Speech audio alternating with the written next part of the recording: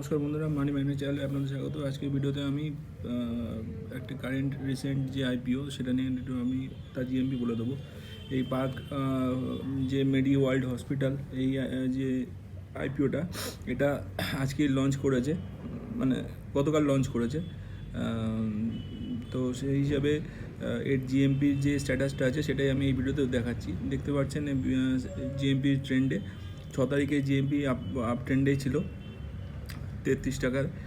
সেখান থেকে 7 তারিখে জিএমপি কোনো চেঞ্জ দেখতে পাওয়া যায়নি, 33 টাকায় ছিল। 8 তারিখেও আবার একটা ডাউন ট্রেন আসে 29 টাকায়, এবং 9 তারিখে 22 টাকা, এবং আজকে মানে গতকাল যে যখন ওইটা ওপেনিং হয় 10 তারিখে, সেটা আবার সেই 22 টাকাতে চলে আসে জিএমপি। মানে জিএমপি খুব একটা মানে ফ্ল্যাকচুয়েশন এই মুহূর্তে দেখা যাচ্ছে না।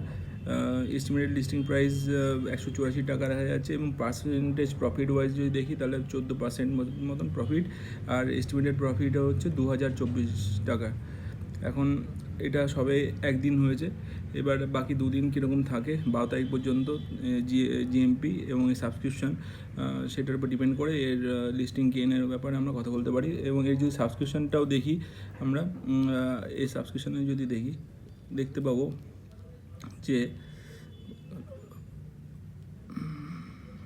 হ্যাঁ, একদিনে সাবস্ক্রিপশন হয়েছে কিউআইবি কোটাতে 0.28 এবং এনআই কোটাতে 0.7 টাইমস, আর রিটেল কোটাতে 0.67 টাইমস, আর অল টোটালে 0.5x। খুব একটা কিছু হয়নি, অ্যান্ড দুদিনের জন্য ওয়েট করতে হবে। ম্যাক্সিমাম সাবস্ক্রিপশনটা দেখা যায় থার্ড ডেতেই হয়, তো দেখা যাক কী হয়। এই ভিডিওটা এই পর্যন্তই।